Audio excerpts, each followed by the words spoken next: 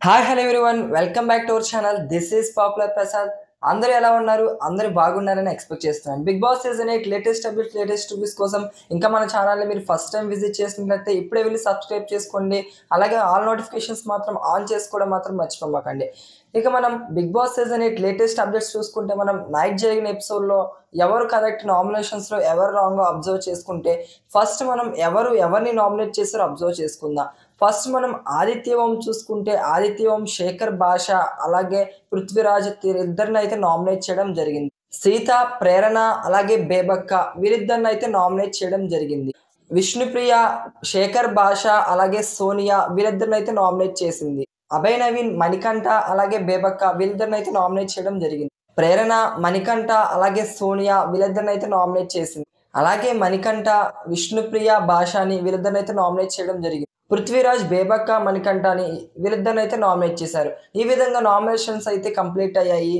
Next మనం చూసుకుంటే మరి ఈ నామినేషన్స్లో ఎవరు కరెక్ట్ ఎవరు రాంగో మనం అబ్జర్వ్ చేసుకుంటే నాకైతే ఈ నామినేషన్లో ఫస్ట్ చూసుకుంటే the best point correct straight ఫార్వర్డ్గా మాట్లాడింది ఎవరంటే అభయ్ నవీన్ అని ఫీల్ అవుతున్నా.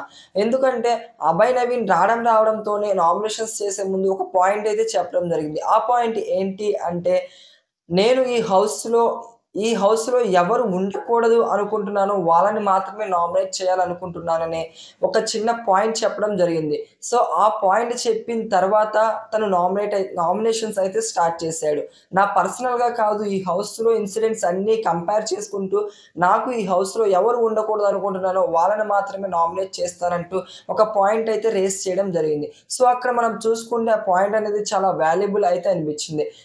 ఇక నెక్స్ట్ మనం చూసుకుంటే ప్రేరణ మణికంఠని నామినేట్ చేస్తున్నప్పుడు మణికంఠ అయితే చాలా అంటే చాలా ఎమోషనల్ అయ్యాడు. ఎమోషనల్ అవుతూ తన యొక్క పాస్ట్‌ని బ్లాస్ట్ అయితే చేయడం జరిగింది. సో, బిగ్ బాస్ హౌస్‌లో ఎప్పుడైనా సరే ఎలా ఉండాలంటే తన పాస్ట్‌ని వదిలేవాలి. తను గేమ్ మీద కాన్సంట్రేషన్ చేయాలి. అలాగే గేమ్ మీద ఫోకస్ చేస్తూ ముందుకు వెళ్ళిపోతూ ఉండాలి. అంతేగాని తన గతాన్ని తవ్వుకుంటూ, తన గతాన్ని రిమెంబర్ చేసుకుంటూ హౌస్‌లో ఎప్పుడైనా సరే తన గతాన్ని చెప్పుకుంటూ పోతూ ఉంటే ఎలా అనిపిస్తుందంటే సింపతి గేమ్ ట్రై చేస్తున్నాడు అన్నట్టు అనిపిస్తుంది. సో, మణికంఠ విషయంలో కూడా ఇదే జరుగుతుంది. సో, తను కావాలని చేయకపోయినా సరే తన యొక్క ఎమోషన్స్‌ని బయట పెడుతూ తన యొక్క పాస్ట్‌ని బయట పెట్టడంతో సో, అందరూ ఎలా ఫీల్ అయ్యారంటే తను సింపతి గేమ్ వర్కౌట్ చేస్తున్నాడేమో, సింపతికి ట్రై చేస్తున్నాడేమో అన్నట్టు ఫీల్ అవ్వడం జరుగుతుంది. సో, మణికంఠ ఇలాగే కంటిన్యూ అయితే సింపతి కోసం ట్రై చేస్తున్నాడని అందరూ ఫిక్స్ అయిపోతారు, ఆడియన్స్ కూడా. సో, తన యొక్క పాస్ట్‌ని లివ్ ఇట్ చేసేసి గేమ్ మీద ఫోకస్ చేసి గేమ్ అయితే ఆడాలి. అప్పుడే తను ముందుకు వెళ్ళడానికి ఛాన్స్ అయితే ఉంటుంది.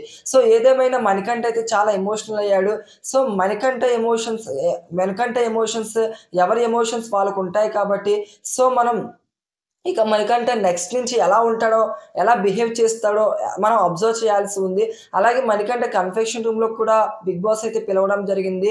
సో, అక్కడ కూడా బిగ్ బాస్ అయితే మణికంఠకి కొంచెం బూస్ట్ ఇచ్చి పంపించాడు. "నువ్వు వెల్ అండ్ గుడ్‌గా గేమ్ ఆడాలి. నువ్వంతా గేమ్ మీద ఫోకస్ పెట్టు. బయట ఏం జరుగుతుందో దాని మీద కాదు" అంటూ చెప్పడం జరిగింది. సోనియా అయితే బీభత్సంగా అరుస్తుంది నామినేషన్స్‌లో. బట్ సోనియా అరుస్తుంది గానీ, లాజిక్ లెస్ అనిపిస్తుంది కొన్ని పాయింట్‌లో. కానీ ఇవాళ నామినేషన్స్‌లో మాత్రం కొన్ని లాజిక్‌గా కూడా మాట్లాడింది. కొన్ని పాయింట్‌లో అయితే లాజిక్ లెస్ అనిపిచ్చింది. ఇక మనం నెక్స్ట్ చూసుకుంటే చాలామంది బేబక్‌ని గూడా ఓట్ చేయడం జరిగింది నామినేషన్స్‌లో. చాలామంది బేబక్‌ని ఫుడ్ విషయంలో అయితే నామినేట్ చేశారు. పృథ్వీరాజ్ మనం చూసుకుంటే బేబక్‌ని "నువ్వు ఈ బిగ్ బాస్ హౌస్‌లో ఆడడానికి సరిపోవు. నీ యొక్క ఫిట్‌నెస్ గాని, నీ యొక్క స్ట్రెంత్ గాని సరిపోదంటూ నామినేట్ చేయడం జరిగింది. సో, ఇక్కడ మనం పృథ్వీరాజ్ ఏ విధంగా మనం చూసుకున్నా, ఏ ఫీలింగ్‌తో అన్నాడో ఫిట్‌నెస్ అని తెలీదు గానీ, బేబక్ అయితే మిస్‌అండర్‌స్టాండ్ చేసుకుంది. తన యొక్క బాడీ ఫిట్‌నెస్ గురించి మాట్లాడుతున్నాడేమో అనుకుంది. బట్ తను ఏ ఫిట్‌నెస్ అన్నాడంటే, తను స్ట్రాంగ్‌గా లేదు అని పృథ్వీరాజ్ అయితే అనడం జరిగింది. సో, ఏదేమైనా సరే పృథ్వీరాజు అలా అనకుండా ఉండాల్సింది నామినేషన్స్‌లో. ఇక మనం చూసుకుంటే నామినేషన్స్ అనేవి ఈ విధంగా అయితే కంప్లీట్ అయ్యాయి.